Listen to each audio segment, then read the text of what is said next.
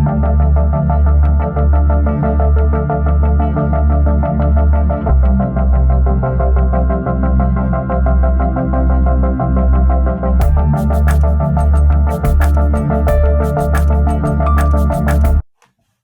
up, YouTube?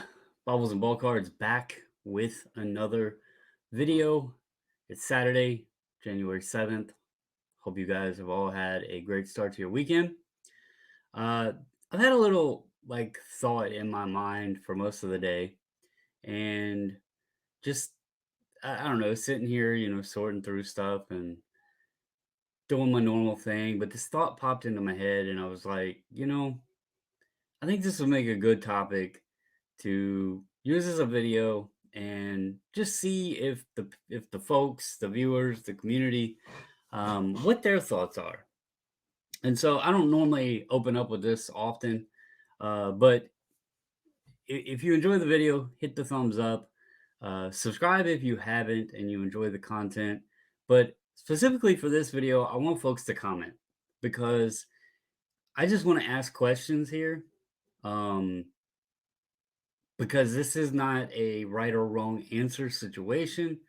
It's just a thought that's been floating in my head because I've noticed myself kind of, I kind of struggle with it at times. And I think sometimes it can be aggravating. But it dawned on me looking back, you know, growing up in the 80s and 90s. And, that was my childhood and teenage years. And thinking back, and I've shared this story many times, but what it did to me when Shaq was, when he left Orlando, went to LA, and then obviously Griffey transitioned from Seattle to Cincinnati, and then he also had a stint with Chicago and stuff. But for the most part, during that time period, and looking even further back, and then in today's time, when we look at players, I've often questioned is the legacies of players that are collected or easier collected, somewhat, is it attributed to the longevity that they were with a specific team? Because it feels like in the day and age that we're in with sports, it's we are dealing a lot with and something that really clicked with me earlier is I was talking on the Discord um, about football, and there was a talk about Lamar Jackson and the wide receivers he's had. And I pulled up the wide receiver receiving list for the Baltimore Ravens. Now, I get it, the Ravens aren't like a long standing franchise, but at the same time, what I was noticing is most receivers that have played in that team, a lot of them were only there for like 1 to 3 years. And it just got my wheels spinning. There's so much today where a player might get drafted by a team and hell, a year, 2 years later, he might be traded, or free agency pops up and the team doesn't re-sign him.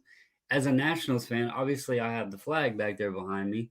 Look at that team. That wall back there that I have all decorated, all them cards on that wall. It's actually sad because there was a lot of happy moments, a lot of memories watching that team, not just the World Series team, but the playoff games and everything, even years prior to the World Series year. And now that team doesn't even exist. And they just won the World Series, 2019. And here we are in 2023 now, going into the 2023 season, just completed the 2022 season. But that team doesn't even exist. Like everybody that was there has either not been re-signed or last year and the year before they traded away pretty much all the pieces to the puzzle. And I see that more and more now with sports, especially World Series team, and then next thing you know, a year 2 years later it's gone. And it's like the owners, and I get that sports has become more of a business venture now, and the owners that are involved in this, they're wanting to make the most money. And to do so, they need to put, stars on the field and that then put asses in the seats to sell tickets and everything else. So the owners that want to, that spend money are normally the owners that are also creating, revenue, or they have money to spend, and ones that aren't, they're either too tight to spend the money or they just don't have it to spend, what have you.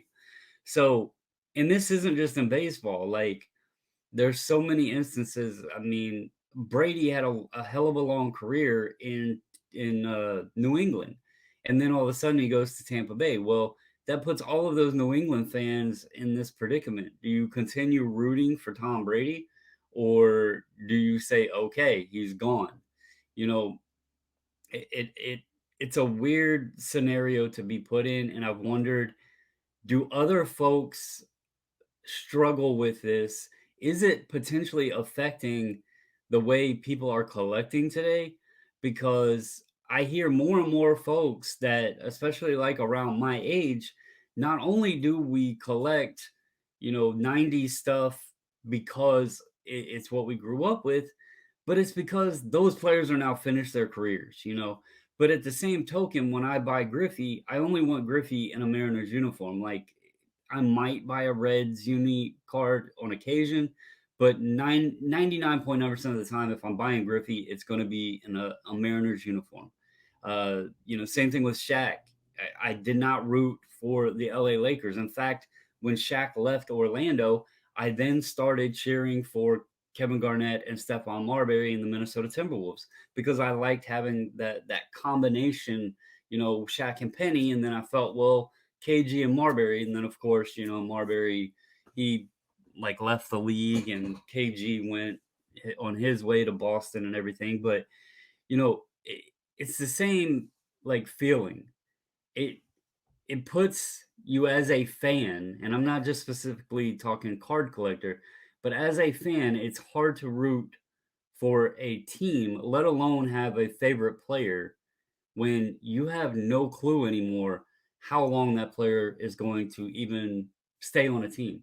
And we're seeing long contracts now being presented in baseball, which we also, JD the other day when the Devers contract was announced, he messages me and he's like, man, any Devers you have, list them because he's flying off the shelf. And it got me thinking, was it a matter that now Red Sox fans are more secured and feel more comfortable in buying Rafael Devers because he just signed, what was it, 11-year deal or whatever? So they know he's going to be on their team for a while. They know that they can cheer for this guy. Remember when jerseys sales used to be so popular and stuff?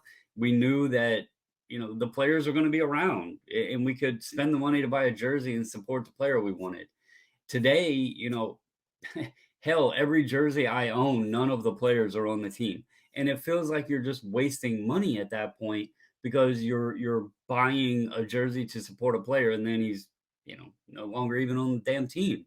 So I just wonder, and again, there's no right or wrong answer here. If, obviously I'm a Soto fan, but now he's in San Diego, and I don't know if he's even going to stay there. It's very likely he'll wind up on another team.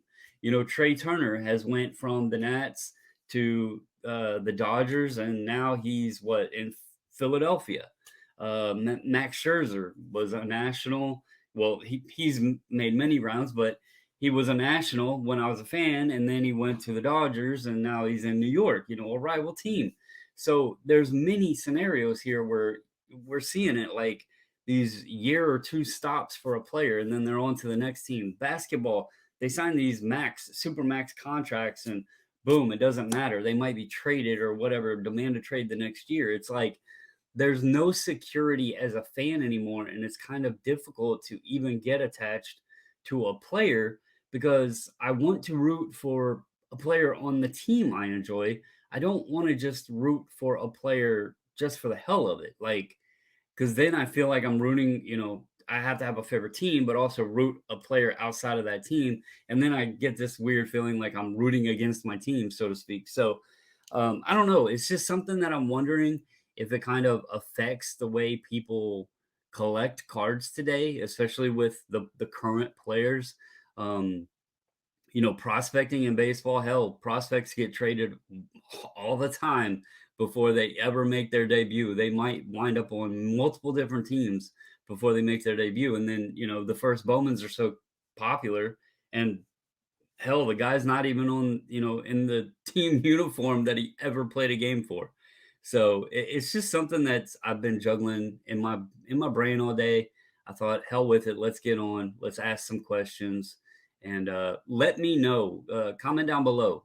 Does the free agency thing, does the tradings, the trades that go on so often, does it affect how you hobby today? Are you more, or are you less inclined to pick up ultra modern guys if you're not confident that they're going to stay on the team very long, or if you have a fear that they're going to get traded or whatever? Do you stick to just older guys that they've already had their career, so you don't have to worry about where they're going to go, where they're going to wind up? You can be a fan of the player itself. Do you team collect? Do you player collect? Comment down below. Just let me know. Again, there's no right or wrong answer. Just a thought that I've had juggling around in my brain today and wanted to get on, ask you guys, and see what your thoughts were.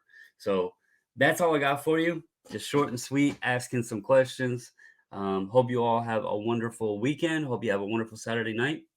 And as always, guys, stay safe, stay healthy. And until the next video, I'm out.